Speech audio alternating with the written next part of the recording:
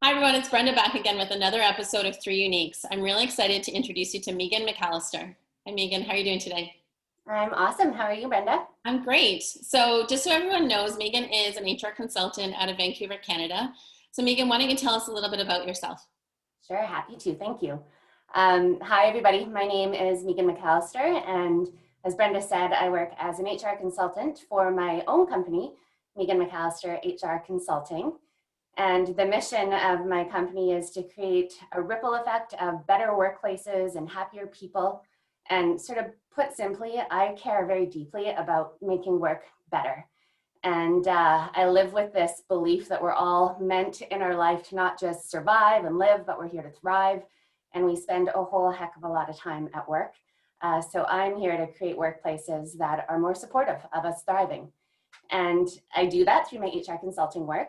And that allows me to have conversations with business owners and executives around what's working at work and maybe what's not working at work. And some of the conversations that I'm most interested in these days are topics like psychological safety and what we can do to create workplaces that are more supportive of the holistic well-being of people. So physical health, emotional health, mental health. I've worked in HR for 14 years, and I feel super privileged that I'm at a point in my career where I'm able to do this work that's really purposeful for me. So yeah. Awesome, that's so great. And when you talk about psychological safety and or a healthy work environment that way, are there things that sort of come to mind, especially since this past like rolling 12 months that we're hitting up with? I think we're heading into the first week of February, and this is where I remember up until this point it was something, COVID was something that you were reading about in the papers overseas. Like, it hadn't really come into Canada yet. I remember there were some notifications coming out from my kids' school, just because people were maybe returning from Christmas break and maybe had been over in Asia or in Europe where they were already starting to see some infections coming through. What have you seen, I guess, like with your clients or like in the workplaces? Yeah, I mean, I think what I'm really noticing is the prolonged nature of this really having an impact on people's emotional Sure. and mental health, right? So there's this period where things first happen where I think we all rise to the occasion, right? And we're all trying to organize around this crisis and getting people to work from home and getting them the tools to work from home and to get into action in that way. But the crisis kind of hasn't stopped, right? And there's Yeah. this sort of slow draw on our resiliency because of everything that's happening. And I'm noticing that with people when I'm having conversations with people. In January, normally there's this like fresh start to the new year and everyone's happy and everyone's energized. And it's really not the same feeling this year. At least that's my observation. People are feeling tired and they're feeling worn out. And that's why I think this concept of supporting emotional well-being and mental health in the workplace is so important, and equipping leaders with the skills to have conversations with people, and equipping leaders with the skills to have conversations where people feel safe to like speak their truth about how they're actually feeling, right? Because there's this backdrop of insecurity and fear in the workplace these days as well. So I think we need to look at it from sort of like a multifaceted approach. It's everything to do with leadership to development, it's workload management, it's how are your leave policies either supporting or exacerbating the factors around taking time off and getting that rest and recharge that's so necessary. Yeah. It's definitely the marathon, not the sprint, right? This is not a fix-it project. This is not like, even really like a brand strategy or anything like that, like where you can like, put something out there and see immediate return. This is something like you can put those things out there, but like we need to have like more stamina. Like you use the word resiliency, but even in resiliency too, I'm feeling like resiliency every day. Like it's not just like, well, I'm going to be resilient Monday through Friday. It's like you have to be this way at home, on the weekends, that type of thing. So it's the stamina and, the steadfast, which is going to be the challenge for, I think, for a lot of people, just, having even that focus.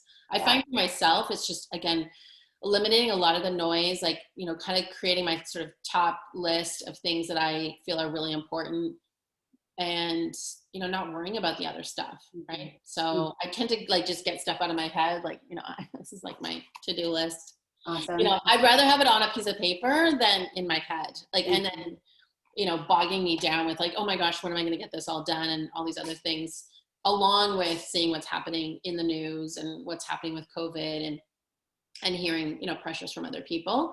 So I think for me, it's like, just get it all out of my head, write it down. And then, you know, whether I get to it, I get to it, or I just scratch it off because it doesn't really matter. Yeah. And I think what's awesome about that is like, we're all going to have our different strategies, but the more we share that we're employing these strategies, Yeah. the more we kind of like, the more we're acknowledging like life isn't normal, and we have to be intentional about putting practices in place to make sure that we're okay through all of this. So yeah, I love that. Like, we're all going to approach it in different ways, whether it's our to-do list or our mindset strategies or our walks or exercise, whatever it is that we choose to do. But, you know, just having conversations that like, yeah, things are different, and we have to be intentional about how we take care of ourselves so that we can show up through all of this. Yeah, absolutely. So Megan, you're here to share your 3 uniques with us. Yes, I'm really excited. You're excited? Yeah. Okay, awesome. So let's hear them. My 3 uniques. So I feel deeply. Mm-hmm. I look for the play, the adventure, the fun, and the laughter in the everyday. And I see possibility. Awesome. Okay, let's take it up to the top. All right. So I feel deeply. Quite literally, I feel all of my emotions very deeply. So I can very easily be moved to tears, but I can just as easily be moved to laughter. And when I laugh hard and loud and from my belly, and oftentimes until tears are rolling down my face and it's weirding other people out, but that's okay. And I feel like my negative emotions deeply too. So when I'm grumpy, I'm like very intensely grumpy. Right. So how I think this shows up in terms of interacting with others is because I feel so deeply, it's quite easy for me to tap into the emotional experience of others. Right. And it's quite easy for me to empathize with people, right? So to sort of go beyond noticing someone's emotional experience, but instead quite naturally to want to feel what it would be like to walk in their shoes, and to sort of see what's happening beyond the surface, and to know that there might be some subtext or some context or some stories beyond what's showing up. So yeah, first one, feel deeply for myself, but I think that this really allows me to feel deeply for other people as well. I love that because, you know, often people will say, it's like, I want to be more empathic. I want to be this like leader of empathy. And how do I do that? Like, feel your feelings. Like, start with yourself, right? Do that internal work first, and figure out like what triggers you, what gets you frustrated, takes you below the line, like takes you to that, you know, dark place, understand it, you know, kind of look at it, you know, if you can, and really understand kind of like how those emotions impact you. And then, yeah, maybe inquire into how your emotions impact others. I love it, because then you can actually then be more sensing of what other emotions look like for other people. Yeah, I think so. Thank you. Yeah, no, I think that's really cool, because it comes up, right? Like, I need to be more, you know, emotionally intelligent, or I need to be more empathic. I'm just like, start with yourself, like understand how your emotions impact you and other people. Yeah, for sure. Yeah. Cool. All right. And then your second unique.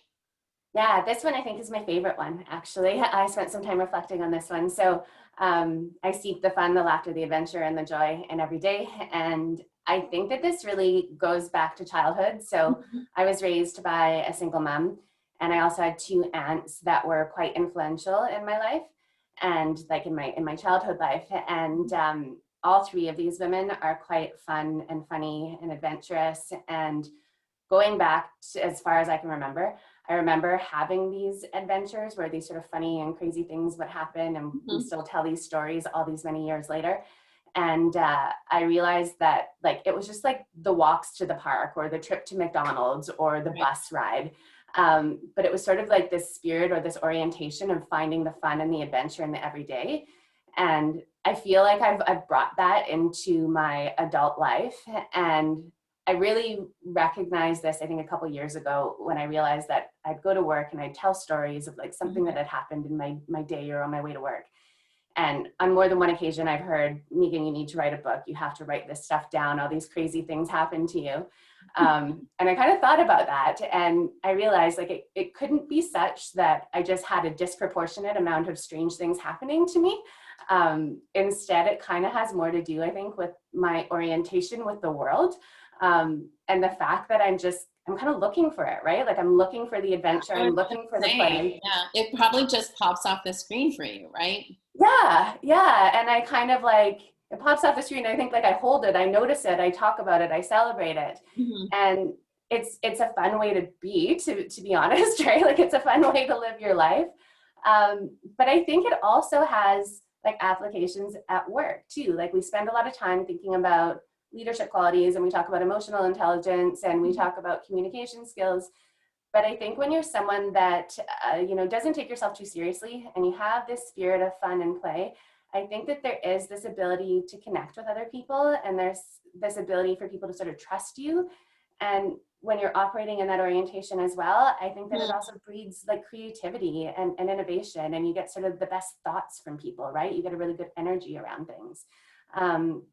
So it's a quality that's like fun to live in your life, but I think it also has some really cool workplace applications. And I don't think we talk about like having fun and being playful enough when we talk about leadership. Yeah, absolutely. I was actually talking about it with a group of, a client that I'm working with, but it's like they're 4 co-founders, and we're defining right now what fun looks like in the workplace for them. There's fun, like lowercase letter, and then there's capital fun, like with a capital F-U-N, and just sort of those different parallels on how to incorporate that into their day.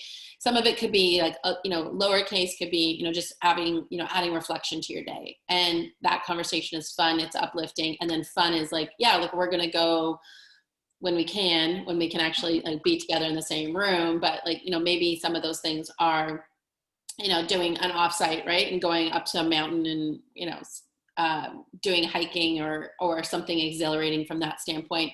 But then also, how do we incorporate capital F-U-N while we're on Zoom and, working on these virtual environments and stuff like that too. So I think that's also really important. I love though that you bring up, so I often talk about that with clients that I'm coaching too, is that sometimes we get into these spiral states, we get into like imposter syndrome, or our limiting beliefs come up. And so it shelters us from actually seeing the gems that are out there in the world.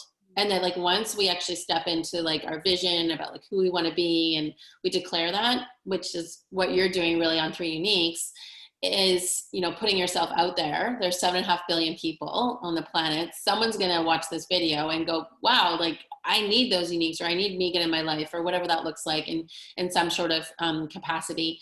And that's the cool thing about doing 3 Uniques. And I also talk about this with my clients just in their everyday life, that once you declare who you are, now you start seeing those things that like align with your declarations, right? And I just think there's gems all over the planet, kind of like an Easter egg hunt. Like you can actually see them all over the place, and then you can just start picking them up. And it already sounds like you're doing that. Like you just, wake up every day seeing these gems. I think, thank you. I think so. I think I look for them. I think, yeah, like I said, it's a fun way to live life. And I mentioned to you when we were talking before, like I describe myself as a fangirl of 3 Uniques, and like working in HR, you do a lot of interviews, right? And I'm often the interviewer, but I think as much as I try to make them comfortable environments, there's always this feeling of someone trying to fit into a particular box. Yeah. And I think why I love what you've done here is you're kind of flipping the script on that, right? Where people are bringing what they have to the table, and you're presuming that someone out there needs it. And I think it's so much more empowering, and I think it's just more real conversations are had. Yeah, I totally believe that. I just think like, put yourself out there and you'll find your people that want you, whether you're an author and you want people to read your books, whether you're a physician and you want people to stop by your clinic, whether you're an HR professional and you want, clients to, enroll in your consulting. It's, all ends of those spectrums. It's like, put yourself out there and see who you gather. Through this process, like I've connected with people over in England, India, Switzerland, Netherlands. So cool. I think it's more about not necessarily thinking that like your world is kind of like, for me, like downtown Vancouver, and that's all I get to play in. Yeah, super cool. Awesome. And then your 3rd unique. Yeah, so I see possibility. And when I was reflecting on this, I first thought that I would describe it as having a growth mindset, which I think I do. I'm always seeking to be a better version of myself, not only professionally, but also personally, as a partner, as a daughter, as a sister, as a friend. But I realize that this orientation doesn't just apply to me. So I also think a lot about what's possible with others and what's possible in our world. So it's possible with others. Working in HR, I have a lot of conversations with people about their careers, about their goals. And if I pick up on the fact that someone like wants more or seeks more, Mm-hmm. I'm going to be the first to kind of like dig in and find out a little bit more about that. And I found myself in a lot of like really energized conversations where I'm talking to a person about Mm-hmm. what's possible for them, and we're kind of creating a vision that's even bigger. And those are some of the most fun conversations that I have. That's work that I love to do. Um, I also believe in what's possible in the world, and again, more specifically as it relates to my work, it's Mm-hmm. what's possible in the world of work. Right. Um, so I'm not someone that like believes in the status quo. I don't believe in saying just because it's been like this or just because it's been done that way that that's the way it needs to be. Mm-hmm. Um, I very much believe in progress, and I'm not so naive to think that there's not like challenges in order to make progress. I know that that can be hard, but I think that we need to keep trying, and I think we need to push the needle on what is possible and what a good workplace looks like.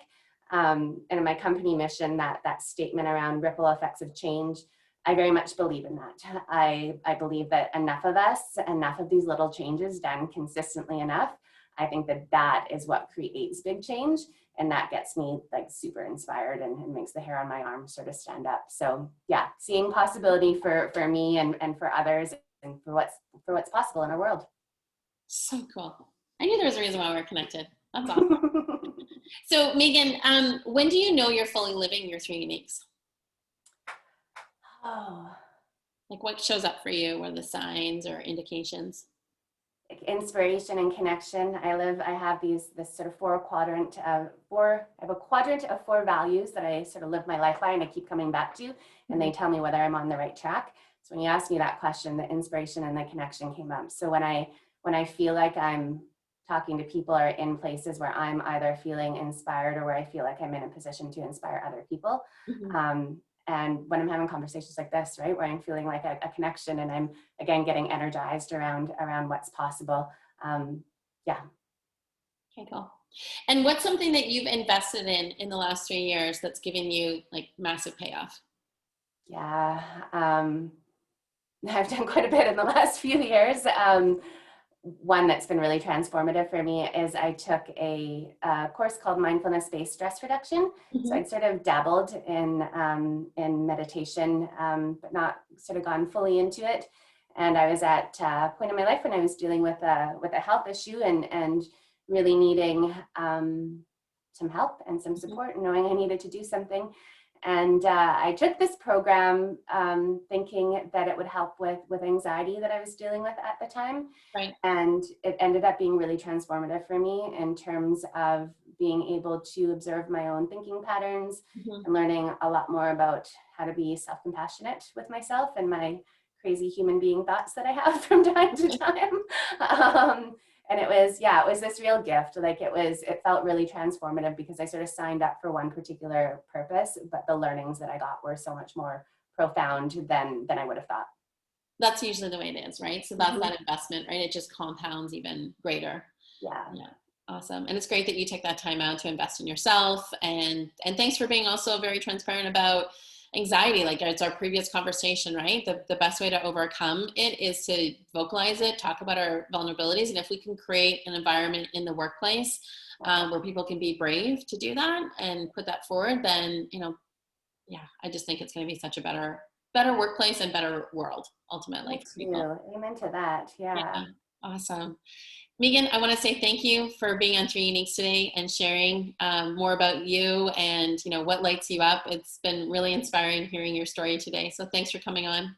Thank you. Thank you for creating this like beautiful space and making it really comfortable to talk about. Thank you so much. Oh, you're welcome. And everyone that's tuned in, like I always say, there's 7.5 billion people on this planet. Somebody needs what you've got. So get out there and share your Three Uniques. Take care, Megan.